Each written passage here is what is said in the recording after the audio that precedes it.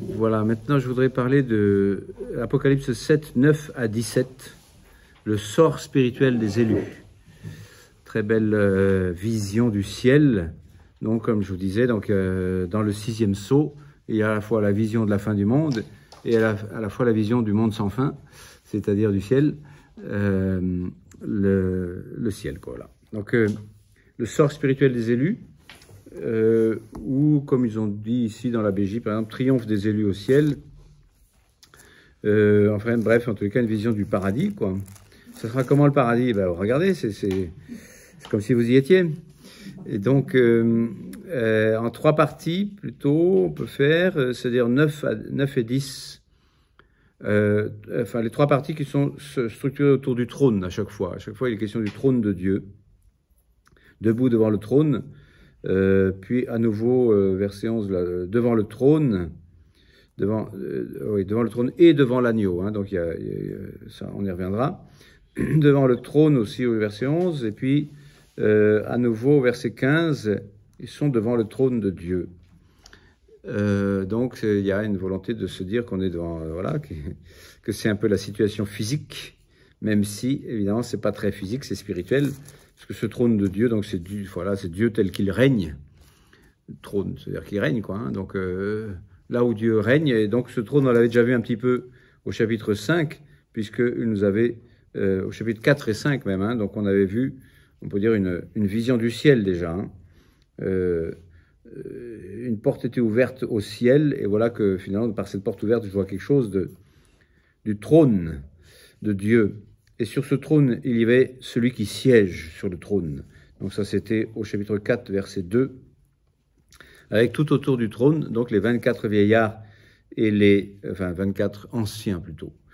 Et donc ils sont aussi d'une catégorie de l'Ancien Testament, du sacerdoce, des 24 classes sacerdotales, qui devaient donc chacun à son tour officier comme Zacharie, autour de sa classe, doit faire l'officiant. Donc les 24 classes sacerdotales qui avaient été donc vues là aussi, pas par Moïse, c'est par David, mais en tous les cas, voilà, des choses qui sont du ciel, qui avaient déjà été vues dans l'Ancien Testament et qui finalement se réalisent sous les yeux de Saint Jean. Et du trône, donc il y a autour du trône les 7 esprits de Dieu. Enfin, ouais, donc les 24 vieillards, et puis qu'est-ce qu'il y a ici aussi, donc les anges, et les 4 vivants, pardon. Voilà, autour du trône, il y a les anges, les anciens, les 24 là, et les 4 vivants qu'on a vus aussi l'autre fois là, qui étaient plutôt donc des portes gloire du Christ. Moi, j'interprète les 4 vivants à partir de 2 Corinthiens 4 environ, quand il s'agit de dire que sur la face du Christ, qui est quadruple, tout en étant une, brille la gloire de Dieu. Et celui qui a resplendi dans nos cœurs par la foi pour faire briller la connaissance de la gloire de Dieu qui est sur la face du Christ, qui est quadruple. Et cette face quadruple et unique, ce sont les 4 évangiles.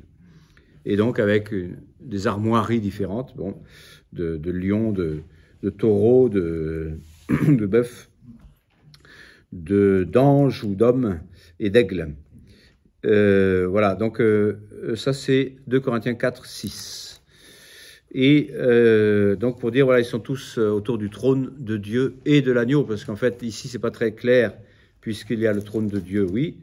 Ils sont au verset 10, là, vous voyez que 9, pardon. Debout devant le trône et devant l'agneau. Donc, devant le trône et devant l'agneau, pour dire, ça fait 1. Et ça, c'est plus clair au chapitre 22, où il y a de nouveau la vision du ciel, donc 21-22. Hein, ça, le chapitre 7, là, ce qu'on voit là, anticipe ce qui va être développé aussi au chapitre 21 et 22, c'est-à-dire la vision de la Jérusalem céleste. Ici, on ne l'appelle pas encore Jérusalem, parce qu'on n'a pas encore de Babylone et de Jérusalem, mais il se trouve que c'est la même chose quand même. Vision du ciel, vision de la Jérusalem éternelle. Et l'ange me montra, donc au début du chapitre 22, la gloire de Dieu, voilà, qui jaillissait du trône de Dieu et de l'agneau. Donc cette fois-ci, on les met tous les deux ensemble, le trône de Dieu et de l'agneau, pour dire ils font qu'un. sur le même trône. Et au milieu, donc on a ça aussi au chapitre 3, à la fin du chapitre 3, verset 21. Au vainqueur, je lui donnerai de siéger avec moi sur mon trône, comme moi-même, après ma victoire, j'ai siégé avec mon Père sur son trône. Et pour dire, est-ce qu'il y a deux trônes là? Oui, peut-être. En tous les cas, c'est pas clair. Physiquement, enfin, voilà, le trône de Dieu et de l'agneau. Bon. Donc, je viens de lire chapitre 22, verset 1, et auquel j'ai associé tout de suite chapitre 3, verset 21. Vous arrivez à me suivre? Vous avez de la chance. Donc, au milieu de la place, bref, la gloire de Dieu, bon, selon la vision d'Ézéchiel, et puis, à nouveau, le trône de Dieu, verset, donc, toujours au chapitre 22, verset 3, cette fois-ci. Le trône de Dieu et de l'agneau sera dressé dans la ville, et les serviteurs de Dieu l'adoreront. L'adoreront qui? Dieu ou l'agneau? Les deux. Ben, les deux, donc un singulier. Donc, ils l'adoreront, le trône de Dieu et de l'agneau sera dressé dans la ville, et les serviteurs de Dieu l'adoreront. Dieu, oui, d'accord, mais Dieu et l'agneau. Voilà. Parce que l'agneau est Dieu. Enfin, c'est une manière de le dire, en tout cas. Et donc, voilà, on peut mettre en lien donc, cette vision du chapitre 22 avec la vision du chapitre 7. Donc, je vous disais qu'autour du trône, donc ce trône qui est important là dans l'Apocalypse, donc, on peut dire la gloire de Dieu, le siège de Dieu au ciel, quoi. La façon dont Dieu règne. Voilà, le royaume de Dieu, on peut dire aussi, hein, dont Jésus a parlé si souvent. Hein. Le royaume de Dieu s'est approché. Et le royaume où Dieu siège et a établi son royaume, donc par son Christ. Et bien, donc 7, 9, 10, donc la foule autour du trône en vêtements blancs qui célèbre le salut. Après quoi, voici qu'apparut à mes yeux une foule immense que nul ne pouvait dénombrer, de toute nation, race, peuple et langue, debout devant le trône et devant l'agneau, vêtus de robes blanches de palmes à la main. Il y a de quoi passer 6 heures là-dessus, hein, de commentaires, mais bon. Ils crient d'une voix puissante, le salut à notre Dieu, qui siège sur le trône, voilà, donc pour dire son royaume est arrivé, quoi, ainsi qu'à l'agneau, donc les deux associés. Donc ça c'est une première partie, je distingue comme ça avec Ugo Vanni, qui est dans son commentaire là, de 2018, enfin publié en 2018, il est mort en 2018 aussi, mais bon, j'espère qu'il fait partie de ceux qui sont là-haut maintenant. Et deuxième partie, donc 11 et 12, amplification liturgique pour célébrer ce salut, avec donc les anges, donc en cercle autour du trône, hein, donc toujours ce trône qui est là, des anciens, donc je rappelle que le mot ancien c'est aussi le mot prêtre, donc pour dire les 24 anciens, c'est les 24 classes sacerdotales, et des 4 vivants, donc les 4 évangélistes, on peut dire, ou les 4 façons que le Christ a de se révéler et de briller sur sa face pour montrer la gloire de Dieu à travers sa révélation, quoi. Il est la plénitude de la révélation.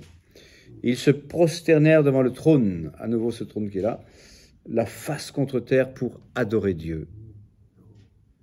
Donc, et amplification, donc 12, Amen, louange, gloire, sagesse, action de grâce, honneur, puissance, force à notre Dieu pour les siècles des siècles. Amen.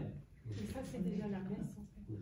Et ça, c'est la messe, bien sûr, oui. Toute l'Apocalypse, c'est la messe. Parce que la messe est plénitude de la présence de celui qui ne se révèle pas là, mais qui se cache bien, mais qui est bien là. Donc avec Amen au début et à la fin, donc en style sémitique, ça s'appelle une inclusion. C'est-à-dire qu'il y a Amen et Amen.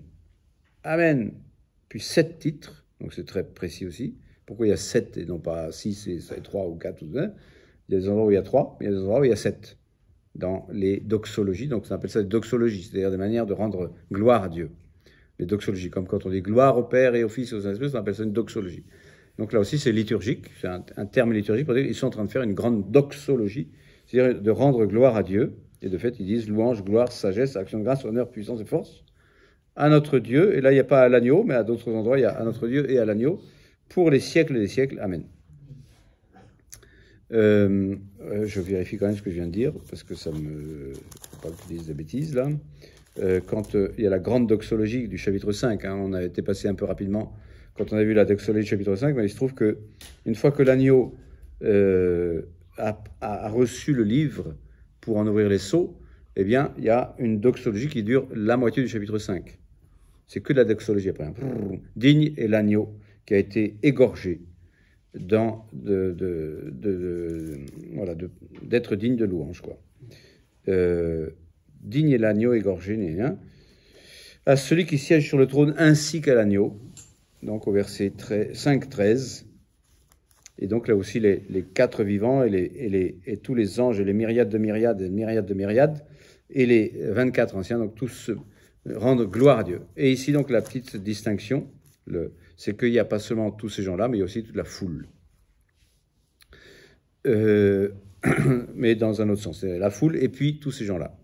Enfin, la foule et puis donc les anges, par myriades, c'est pas souligné ici, mais en cercle, les 24 anciens et les 4 vivants se prosternent devant le trône, la face contre terre, donc c'est ce qu'ils ont déjà fait au chapitre 5, pour dire à peu près la même chose, à peu près au même, c'est-à-dire à Dieu et à l'agneau. Donc louange et gloire à Dieu, doxologie. Et puis donc ça, cette deuxième partie, donc je la fais en 11-12, enfin c'est pas moi, hein, c'est ce que j'ai lu. Et puis la dernière partie, c'est de 13 à 17, c'est-à-dire une explication. C'est-à-dire l'un des anciens intervient auprès de Jean, qui dit « Alors tu comprends la scène là ?» Et Jean dit « Bah non. » Enfin, la question est plus précise, mais... donc pour dire, voilà, je te donne une explication, une herméneutique, une interprétation, une amplification du sens. On a eu une amplification liturgique, et pour faire savant, je dis, maintenant on a une amplification herméneutique. Waouh! Donc c'est pour dire, on a une amplification du sens, c'est-à-dire, on va expliquer ce que signifie un peu cette scène-là. Et en particulier le détail du vêtement blanc, qui a bien sûr donc ce sens de résurrection, etc.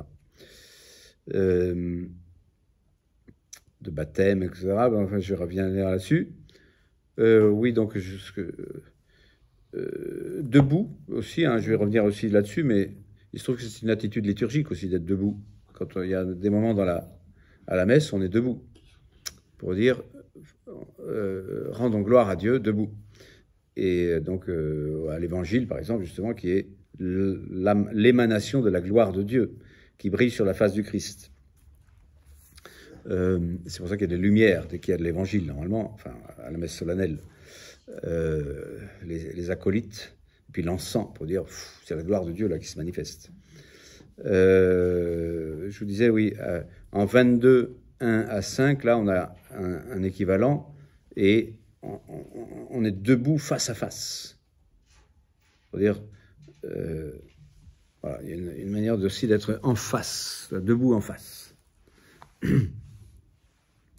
D'ailleurs, c'est aussi ce qui est dit à la fin, c'est-à-dire Dieu essuiera toute larme de leurs yeux. Pour essuyer les larmes des yeux de quelqu'un, il faut être face à face, évidemment. Donc et ce face à face, il est personnel aussi. Pour essuyer les larmes des yeux, c'est pas d'une foule, c'est de tes yeux à toi, personnellement. Alors, donc il y a l'aspect de foule, mais il y a un aspect aussi de personne, d'individu. Distinction dans le même baptême. Donc à la fois c'est le même baptême. Là je reviens sur les rapports à faire entre début du chapitre 7, première partie, et deuxième partie qu'on est en train de voir maintenant davantage. Puis pour dire qu'on est à la fois dans une deuxième scène, puisque comme je vous ai dit, il y a les nombrables et les innombrables. Et donc il y a quoi après, après quoi, pardon. Après cela, donc pour dire, j'ai vu une scène qui commençait aussi d'ailleurs par après cela, et qui n'était pas forcément après, puisque c'était pendant, puisque attendez avant qu'il y ait eu la fin du monde, qu'on ait tous marqué tout le monde là.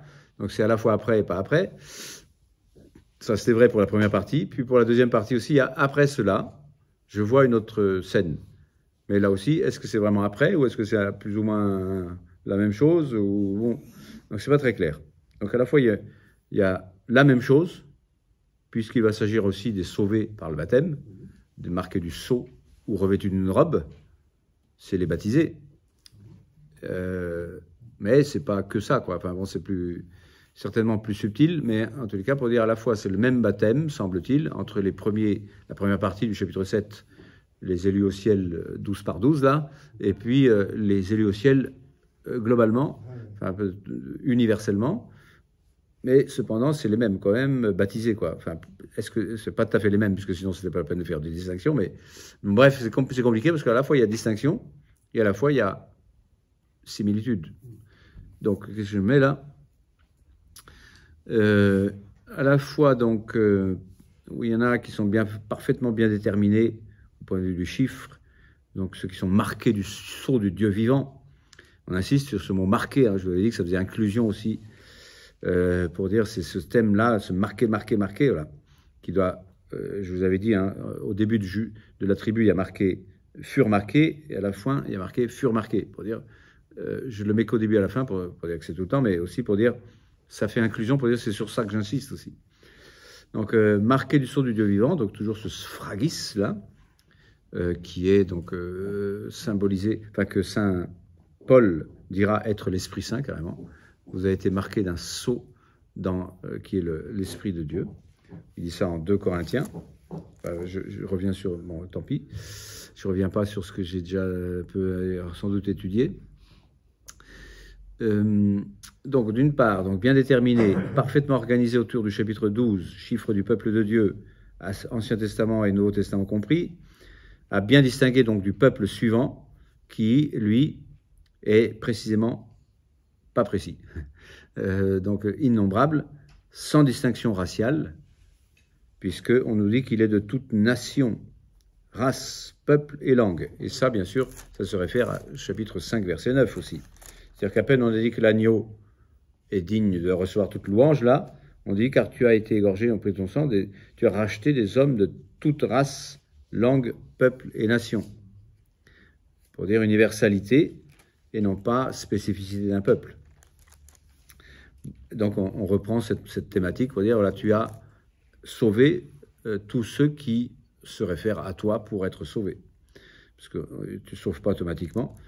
On peut dire, tu sauves potentiellement tout homme, mais il faut que l'homme, peut dire, fasse quelque chose de son côté, ou en tous les cas, il se passe quelque chose de tel que ça se passe, on peut dire, dans la foi. Bon.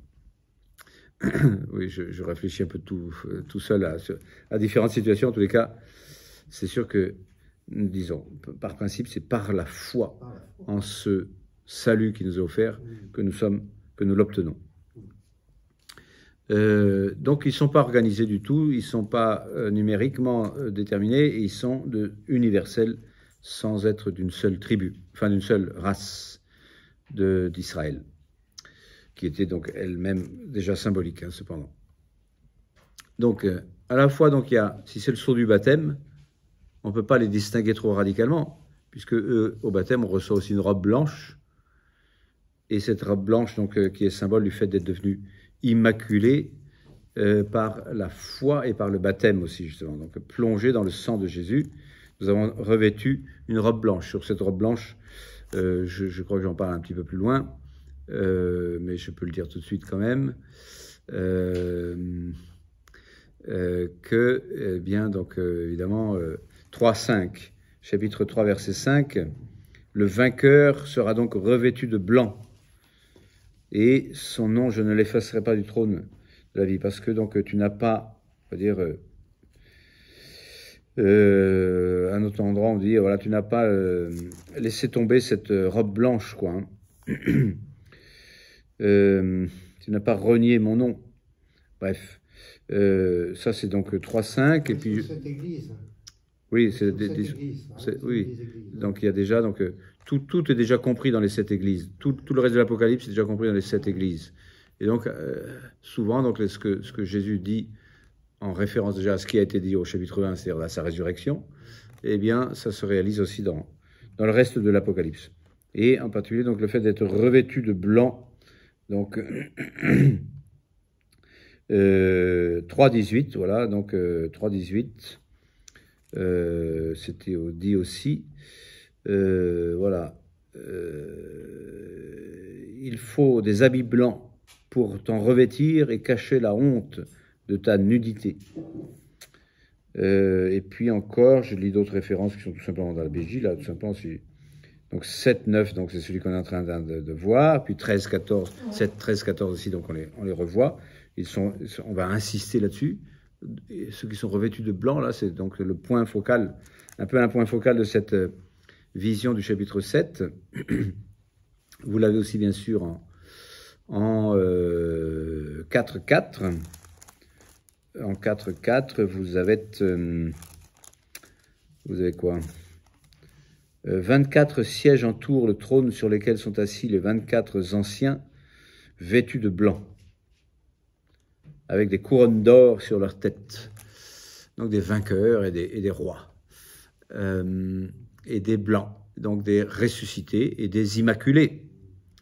Donc le fait d'avoir été rendu immaculé dans le sang de l'agneau, c'est ce que va nous dire tout à l'heure l'Apocalypse, en effet. Mais auparavant, je passe encore par un autre verset qui est le 6.11, qu'on avait déjà vu déjà pas mal. Alors on leur donna à chacun une robe blanche, en leur disant de patienter encore un peu, le temps que fussent au complet leurs compagnons de service et leurs frères, qui doivent être mis à mort, comme eux. Mis à mort, c'est-à-dire pour la parole de Dieu, comme il va dire ici, enfin comme le dira un peu plus loin l'Apocalypse, pour dire... eh bien,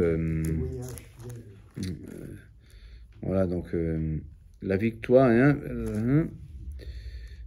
soyez donc dans la joie, cieux et habitants des cieux, parce qu'ils ont vaincu par le sang de l'agneau et par la parole dont ils ont témoigné.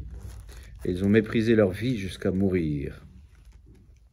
Qu'est-ce que je voulais dire avec tout ça? Ah oui, que en chapitre 7, là, quand on dit qu'ils sont vêtus de blanc, là, le mot vêtu en grec est un participe parfait. C'est-à-dire un parfait, et le parfait en grec est toujours un temps qui signifie un accomplissement, enfin quelque chose qui est accompli et dont les effets durent. Donc c'est déjà accompli, mais c'est encore maintenant. Donc c'est à la fois définitif, ils sont vêtus définitivement et actuellement. D'accord? Ça, c'est simplement parce qu'il y a un parfait.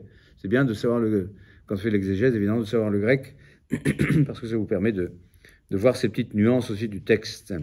Vêtu, au sens sous-entendu déjà, enfin, déjà dans le verbe utilisé, le temps du verbe, vêtu définitivement et actuellement. Voilà, donc pour dire c'est actuellement qu'ils sont au ciel, là. Donc ils sont debout et vêtus, c'est-à-dire debout c'est déjà ressuscité, parce que la situation debout, l'agneau est debout, quand on le décrit au chapitre 5, là tout à l'heure, je l'ai déjà cité plusieurs fois là, le verset 9, mais on peut aller voir au verset 6 qui est le central, hein. Alors je vis debout entre le trône, aux quatre vivants et les vieillards et les anciens, un agneau comme égorgé. Debout comme égorgé, donc ça fait penser moi à la croix, mais debout, ça veut dire aussi ressuscité. Donc debout ici, ils sont ressuscités et vêtus de blanc, vêtus donc de la couleur de Jésus ressuscité aussi, quoi, hein, vêtus de la résurrection.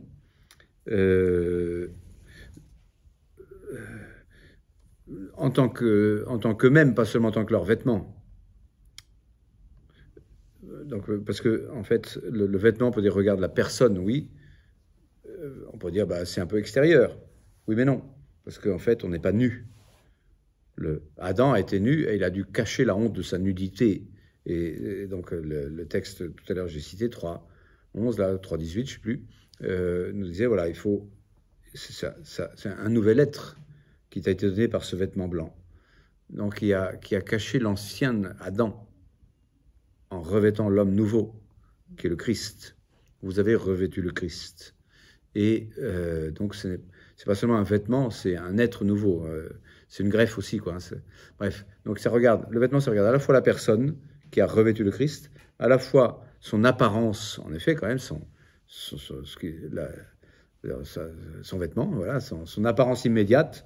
Ce qu'on voit tout de suite de lui, c'est qu'il est blanc. Et donc, il est saint. Donc, son apparence signifie sa sainteté, quoi, moralement, impeccable. Impeccable, c'est-à-dire sans tâche. Et puis, sa fonction. Donc c'est sa personne, son apparence et sa fonction. C'est-à-dire la fonction liturgique. Quand on se met en adoration devant Dieu, on se revêt de blanc.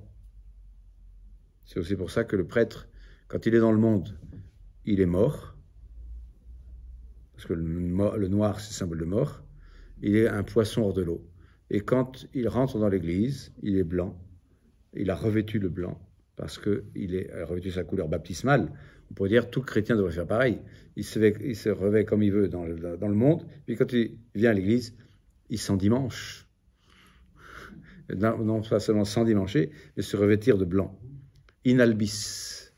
Autrefois, le dimanche inalbis, c'est-à-dire le dimanche en blanc. C'est-à-dire le dimanche de Quasimodo, ou le dimanche maintenant de la miséricorde. C'est-à-dire le dimanche où les catéchumènes qui avaient été baptisés à Pâques reviennent en blanc pour dire maintenant, vous avez revêtu le Christ et vous restez en blanc, quoi. Bon, évidemment, sur terre, on reste pas en blanc, mais voilà, c'est pour dire, c'est beau cette idée de dire, moi j'aime bien en tous les cas, cette idée de dire, ici je suis comme un poisson hors de l'eau, mais quand je suis à l'église, je revêt le blanc, le surplis, c'est-à-dire un survêtement, oui, blanc. C'est-à-dire, là, je suis dans l'adoration de Dieu, qui est mon éternité commencée. Qu'est-ce que je voulais dire aussi de toutes sortes de choses dans tous les sens. Oui, je reviens sur cette idée qu'il y a à la fois donc la distinction de la première vision et la non-distinction, la confusion. Oui, la confusion, donc à la fois distinct comme vision et à la fois ne pas les distinguer du fait du baptême commun. Sachant qu'il ne s'agit pas que du baptême ici, puisque nous on le sait nous-mêmes en théologie, on peut dire, souvent on parle du baptême de désir ou du baptême de sang, pour dire il y a des formes élargies du baptême. Donc là aussi, c'est pas que le baptême matériel et l'enregistrement, c'est le fait d'être vraiment dans la grâce de Dieu qui, d'une manière ou d'une autre, en principe par le baptême bien sûr, vous fait participant déjà de la gloire de Dieu, de la grâce à la gloire. Et on a dit aussi en fonction de Apocalypse 14, 3, 5 que c'était les 144 000 et que les 144 000 semblent à part et en même temps sont pas à part non plus, quoi, parce que on avait vu ça un petit peu là, 3 à 5 là. Si je lis la fin du verset 3, qui sont ces 144 000 là, ce sont eux qui connaissent un chant que personne d'autre ne peut chanter, et ils sont les rachetés de la terre. Donc les rachetés de la terre, ça devrait être quand même tous les hommes qui sont au ciel sont des rachetés de la terre. Donc c'est un peu un terme un peu à la fois spécifique et générique. Donc on est un peu gêné. Ceux-là, ils ne se sont pas souillés avec des femmes. Donc ça, c'est sûr que c'est quand même un peu plus spécifique. Ils sont vierges. Donc on peut bien sûr généraliser, là aussi spécifique homme-femme ou femme-homme, c'est pareil. Et ils sont vierges, ou elles sont vierges, voilà. Et ça m'intéresse parce que donc c'est pas que matériel bien sûr, mais c'est pour dire là il y a quand même une spécificité. Et donc aussi on avait dit donc ils suivent l'agneau partout où il va. Donc c'est leur ligne directrice, la sequela Christi, la suite du Christ. Ceux-là ont été rachetés d'entre les hommes comme prémisse pour Dieu, oui, et pour l'agneau, toujours le Dieu et l'agneau. Jamais leur bouche ne connut le mensonge, ils sont immaculés. C'est-à-dire ils ont une robe blanche. Donc, pour dire, ils sont distincts, mais quand même, la distinction, elle va jusqu'où? Et donc, moi, j'avais trouvé comme solution la consécration à la suite du Christ, que Jésus appelle être parfait, à distinguer des 10 commandements, ou que Jésus appelle aussi choisir la meilleure part, en parlant entre Marthe et Marie, là. Donc, à spécifier, une spécification à l'intérieur d'un genre, d'un ensemble, de ceux qui entrent dans la vie éternelle, par l'observance des 10 commandements. Si tu veux entrer dans la vie, observe les 10 commandements, ça c'est pour tout le monde. C'est générique. L'ensemble des sauvés, c'est ça. Y compris donc ceux qui seront évidemment spécifiques là-dedans, c'est d'abord parce qu'ils ont observé les 10 commandements. pas d'abord parce que ceci, cela. Mais pour dire, voilà, il y a quand même cette volonté de... Enfin, je suis toujours, vous voyez, à essayer de distinguer sans désunir et à désunir sans distinguer, tout en unissant sans distinguer. Et donc à la fois, il faut distinguer, à la fois pas trop distinguer. C'est un peu compliqué. Donc, je n'arrive pas à m'en sortir, mais en tout cas, j'aime bien cette référence quand même je vous avais dit, donc Matthieu 19, 21, où il y a donc celui qui dit « Moi, j'ai déjà les 10 commandements, et en principe, ça suffit pour entrer dans la vie. Mais il me manque quelque chose si tu veux être parfait. » Donc, il y a une perfection qui peut-être désigne les 144 000, c'est-à-dire une consécration pour être à la suite du Christ. Va, vends, viens, suis-moi. Va, vends, donne, viens, suis. À la suite du Christ, il y a une consécration particulière. Donc, ceux qui se consacrent au Christ de manière plus particulière. Donc ça, ce serait les 144 000. Ça, ce serait les 144 000, voilà. Donc, tels qu'ils sont un peu désignés au chapitre 14, versets 3 à 5, pour dire on peut les distinguer quand même de tous les autres sauvés, là. Cependant, ils font partie des sauvés. Enfin, voilà, cependant, sans trop insister, sans trop presser cette distinction, parce qu'il se trouve que c'est le baptême qui nous sauve tous, quoi. Que cette consécration fondamentale d'avoir revêtu le Christ, d'être immaculé, c'est déjà le baptême. Bref, ça c'était mon chapitre, distinction dans le même baptême. Ensuite, j'ai distinction dans le chemin et l'aboutissement, dans mon pauvre plan que je ne suis guère. Donc, non seulement il ne faut pas trop distinguer les deux visions tout en les distinguant, c'est ce que je viens de dire donc, mais aussi il ne faut pas trop distinguer le fait d'être un disciple encore en chemin et le fait d'être déjà arrivé au ciel. Parce que dans les deux perspectives, il y a une volonté de montrer qu'il y a non seulement une arrivée, mais aussi un chemin. Que le déjà et le pas encore, on y revient, pour dire, ça fait partie donc, pour dire des limites de notre raison pour comprendre la théologie, le discours sur Dieu, qui bute, on peut dire, ou qui se focalise sur le « et ». Dieu et homme, 3 et 1, déjà et pas encore, etc. Donc le fait d'être déjà arrivé et le fait d'être encore en chemin.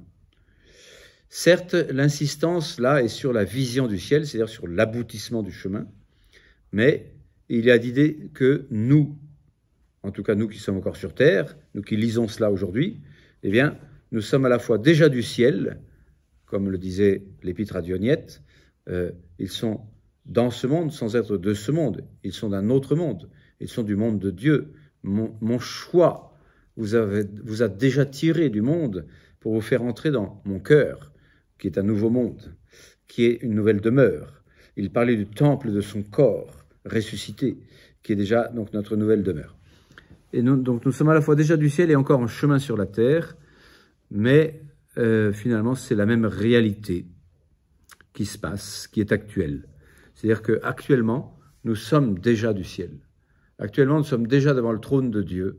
Le seul petit détail de rien du tout, c'est que ça ne se voit pas. Enfin, c'est pas un détail de rien du tout, parce qu'il se trouve que ça nous fera passer quand même de la grâce à la gloire, de la foi à la vision. Entre foi et vision, il y a une différence, entre grâce et gloire, il y a une différence, mais pas substantielle finalement, puisque la substance est déjà là. Donc la scène actuelle est donc aussi dans la continuité de la scène précédente, de l'impression du sceau sur le front qui est en train de se faire sur cette terre. Parce qu'il dit, attendez, que nous ayons marqué du sceau les 12 fois 12 fois 1000, un par un, là on les voit comme si on voyait les 12 000 premiers qui passent, là, tout qu'on les marque du sceau, et puis les 12 000 qui passent, enfin, je sais pas, enfin, comme s'il y avait une immense procession qui bouge, quoi, qui n'est pas seulement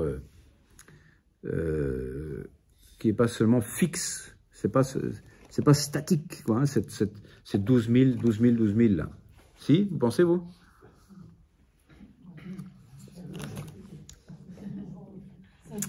La scène actuelle est donc aussi dans la continuité de la scène précédente, donc l'impression du sceau sur le front, qui est en train de se faire sur cette terre. On peut imaginer que Jean a vu une procession de 12 000, s'avançant les uns après les autres, sous son regard, puis toute la procession aboutit autour du trône de Dieu, et finalement il contemple qu'ils étaient plus que 12 000 fois 12 000, quoi. Et après leur arrivée, donc, ils se tiennent tous, cette fois-ci, donc, devant le trône de Dieu. Cependant, la perspective de l'arrivée à l'aboutissement n'est pas absolue non plus. Donc, à la fois, il faut dire, il n'y a pas que l'aboutissement,